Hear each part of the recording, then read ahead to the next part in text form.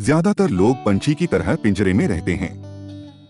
पिंजरे का दरवाजा तो खुला है, लेकिन वह पिंजरे में ही इतना व्यस्त हैं कि कोई और संभावना उन्हें दिखाई ही नहीं देती। मनुष्य के यात्रा की कहानियां युगों पुरानी है। स्वयं के खोज की यात्रा या अस्तित्व के खोजने की यात्रा। कई बार ऐसी यात्राएं कुछ सालों में पूरी हो जाती है, तो कई बार एक यात्रा कई जन्मों तक चलती है। आज हम आपको बताने जा रहे हैं एक असाधारण मनुष्य की कहानी, जिसने कई जीवन लगा दिए सत्य की खोज में। 300 साल के बाद बना अध्यात्म की क्रांति से विश्व को हिलाने वाला वह इंसान, जिसे आज हम सद्गुरु के नाम से जानते हैं। एक आत्मज्ञानी, एक योगी, जीवन और मृत्यु के परे। यह एक ऐसे व्यक्ति विशेष हैं जिन्होंने गुरु से सद्गुरु तक का सफर बड़े ही अनूठे ढंग से तय किया है। उनके विचारों, सोच और व्यक्तित्व ने लाखों लोगों के बिखरते जीवन को एक नई दिशा दी। उनकी सहज वाणी किसी भी निराशा को आशा में बदलने की क्षमता रखती है। सद्गुरु एक आत्मज्ञानी योगी, दिव्यदर्शी, लेखक, कवि और अंतर्राष्ट्रीय ख्याति प्राप्त स्पीकर हैं, जो सभी की भौतिक, मानसिक और आध्यात्मिक खुशहाली के लिए अथक रूप से काम कर रहे हैं। सद्गुरु ने अपने ट्रांसफॉर्म करने वाले कार्यक्रमों से दुनिया भर में लाखों लोगों के जीवन को गहराई में छुआ है। सद्गुरु में प्राचीन योगिक विज्ञान को आधुनिक समय के विचारों के लिए रिलेवेंट बनाने का अनूठा गुण है। वह एक पुल की तरह है जो हमें जीवन के डीप डायमेंशंस तक ले जाते हैं। उनकी प्रक्रियाएं किसी खास विचारधारा या मान्यता से जुड़ी हुई नहीं, बल्कि इन प्रक्रियाओं के जरिए सेल्फ ट्रांसफॉर्मेशन के शक्तिशाली और प्रामाणिक तरीके भेंट किए जाते हैं। उन्हें भारत के 50 सबसे प्रभावशाली व्यक्तियों की सूची में शामिल किया जा चुका है। तो चलिए जानते हैं सद्गुरु के बारे में कुछ महत्वपूर्ण बातें। लेकिन वीडियो शुरू करने से पहले मेरा चैनल सब्सक्राइब जरूर कर दीजिए ऐसी ही और वीडियो देखने के लिए। सद्गुरु का जन्म 3 सितंबर 1957 को कर्नाटक के मैसूर में एक तेलुगु परिवार में हुआ। उनका पूरा नाम जगदीश जग्गी वासुदेव है। जग्गी अपने 4 भाई बहनों में सबसे छोटे थे। इनके पिता पेशे से एक ऑप्थेल्मोलॉजिस्ट डॉक्टर थे, जो इंडियन रेलवे के लिए काम किया करते थे, जिसकी वजह से वह अलग अलग जगह पर शिफ्ट हुआ करते थे। वह बचपन से ही बहुत अलग सोच रखते थे। वह किसी चीज को देखते थे तो उसे देखते ही रह जाते थे, फिर उसी के बारे में सोचते रहते थे। उनकी कंसंट्रेशन पावर इतनी ज्यादा थी कि उनके पिता को चिंता होने लगी। उनका बेटा एक ही चीज को इतनी देर तक घूरता ही रहता है। उन्होंने छोटी सी उम्र से ही खुद से सवाल करने शुरू कर दिए थे, जिनके जवाब किसी को नहीं पता थे। जैसे कि जब उनको कोई पानी देता तो वह पानी को देखते रहते थे, ये सोचते हुए कि पानी आखिर है क्या चीज। उन्हें यह तो पता था कि पानी का इस्तेमाल किसी लिए और कैसे होता है, लेकिन उन्हें यह नहीं पता था कि पानी है क्या। उनके पिता को ये डर लगने लगा था कि उन्हें अपने बेटे के लिए किसी साइकियाट्रिस्ट से मिलना चाहिए। वह बहुत शांत रहते थे। उनके हिसाब से अगर उन्हें कुछ पता ही नहीं है तो उन्हें कुछ ज्यादा बोलना भी नहीं चाहिए। जैसे जैसे उनकी उम्र बढ़ने लगी, उनके अंदर के सवाल और ज्यादा बढ़ने लगे थे। इन सब के साथ ही बचपन से ही जग्गी का कुदरत से अनोखा रिश्ता था। वह पेड़ों की छांव में बैठना काफी पसंद करते थे, फिर अचानक ही ध्यान में मग्न हो जाते थे। इसके साथ ही उन्हें सांप पकड़ने में महारत हासिल थी। वह जब घर लौटते तो उनकी झोली सांपों से भरी होती थी। इन सब में सबसे खास बात यह थी, वह सांप इन्हें काटते भी नहीं थे। 11 वर्ष की उम्र में उन्होंने योगाभ्यास करना शुरू कर दिया था। इनके योग गुरु का नाम राजेंद्र राव जी महाराज था। जग्गी वासुदेव की प्रारंभिक शिक्षा डेमोन्स्ट्रेशन स्कूल मैसूर से हुई। जब इन्होंने अपनी 12वीं कक्षा उत्तीर्ण की, तब इनके पिता चाहते थे कि वह डॉक्टर बने, लेकिन जग्गी वासुदेव ने डॉक्टर बनने में कोई रुचि नहीं थी। उनके पिता ने कहा कि डॉक्टर नहीं तो कम से कम एक इंजीनियर बन जाओ। हालांकि इनके पिताजी डॉक्टर थे। उन्होंने आर्मी मेडिकल कॉलेज में उनके लिए एक सीट भी रिजर्व कर रखी थी। तब जग्गी वासुदेव ने कहा कि उन्हें डॉक्टर या इंजीनियर नहीं बनना है, उन्हें सिर्फ लिटरेचर पढ़ना है। इसलिए उन्होंने अंग्रेजी साहित्य में मैसूर विश्वविद्यालय से स्नातक किया। जब वह कॉलेज जाते तो उनके प्रोफेसर उन्हें नोट्स लिखने को कहते। प्रोफेसर साहब नोट्स को डिक्टेट करते थे। तब जग्गी वासुदेव ने उनसे कहा कि आपकी नोट्स मुझे दीजिए, मैं इसकी फोटो कॉपी करवाकर वापस कर दूंगा। इसके बाद वह 9 बजे मैसूर लाइब्रेरी में पहुंच जाते, जहां पर रात में 8 बजे तक वह किताबों की दुनिया में खो जाते।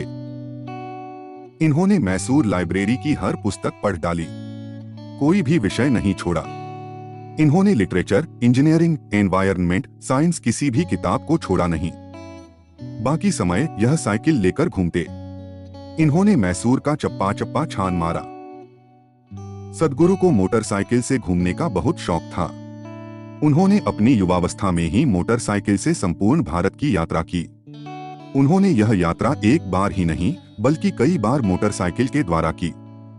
अपनी पढ़ाई पूरी करने के बाद सद्गुरु ने कई तरह के बिजनेस करना शुरू किए, जिनमें पोल्ट्री फार्म, ब्रिकवर्क्स और कंस्ट्रक्शन बिजनेस शामिल थे।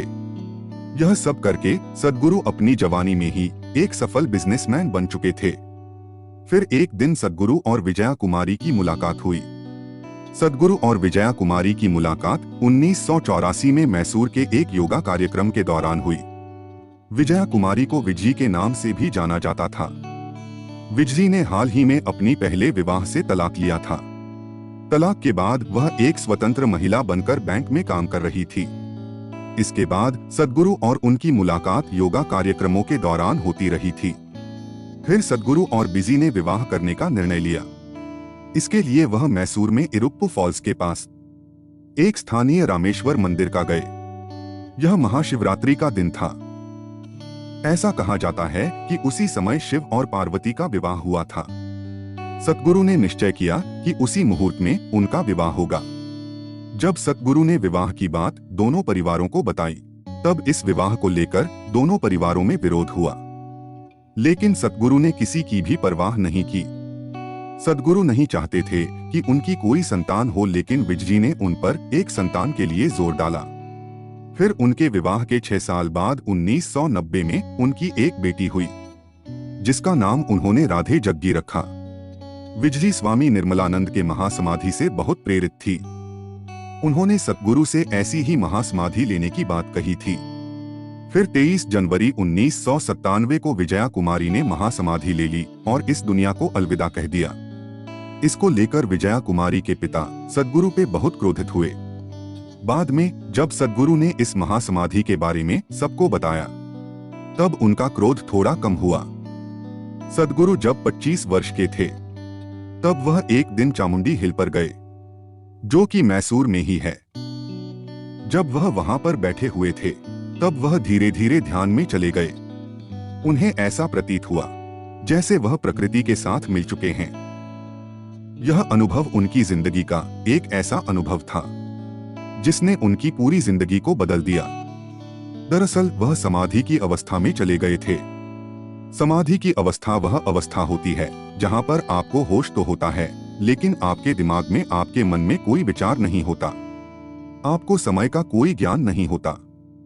कहा जाता है कि अगर इंसान अपने पूरे जीवन में एक बार भी समाधि की अवस्था में चला जाए तो उसका पूरा जीवन बदल जाता है।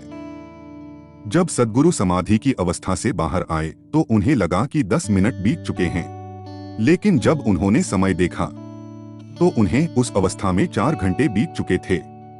इसके बाद सद्गुरु एक बार और समाधि की अवस्था में गए। जब वह समाधि की अवस्था से बाहर आए, तब उनके चारों ओर बहुत सारे लोग बैठे हुए थे।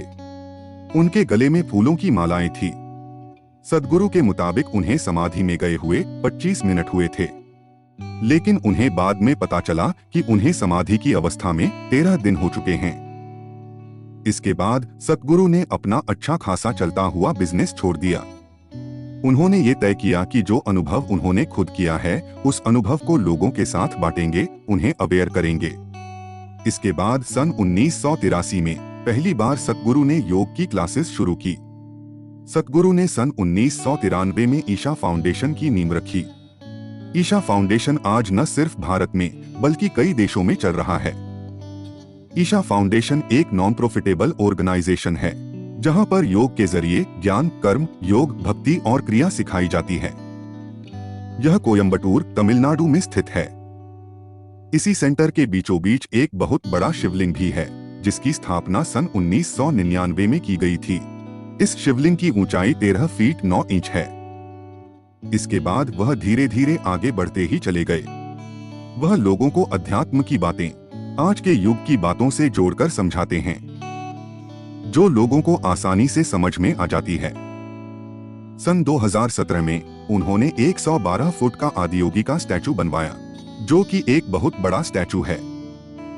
सतगुरु ने आज तक के अपने जीवन काल में बहुत से लोगों का मार्गदर्शन किया, उन्हें सही रास्ता दिखाया। वह अपने इस सफर में बहुत कामयाब भी रहे।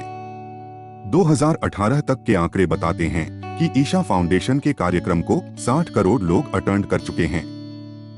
सतगुरु टीवी और सोशल मीडिया पर बहुत एक्टिव रहते हैं, क्योंकि वह जानते हैं कि यह एक ऐसा प्लेटफॉर्म है जहां से एक ही बार में करोड़ों लोगों का मार्गदर्शन किया जा सकता है। सतगुरु आज के यूथ के लिए एक आदर्श है। ईशा फाउंडेशन न सिर्फ भारत में बल्कि संयुक्त राज्य America, England, Lebanon, Singapore, Canada, Malaysia, Uganda, Nepal, चीन, ऑस्ट्रेलिया जैसे देशों में भी योग के कार्यक्रम आयोजित करता है। ईशा फाउंडेशन विभिन्न सामाजिक व सामुदायिक विकास गतिविधियों में भी शामिल है। ईशा फाउंडेशन ने 2004 में तमिलनाडु में एक पारिस्थितिकी पहल प्रोजेक्ट ग्रीन हैंड की स्थापना की। इस परियोजना का उद्देश्य जल्द से जल्द पूरे तमिलनाडु में 114 मिलियन पेड़ लगाना था। फिर सतगुरु को पर्यावरण में सुधार के लिए किए गए कार्यों के लिए 2008 में इंदिरा गांधी पर्यावरण पुरस्कार से सम्मानित किया गया। इसके बाद वर्ष 2017 में उन्हें अध्यात्म के लिए पद्म विभूषण से भी नवाजा गया।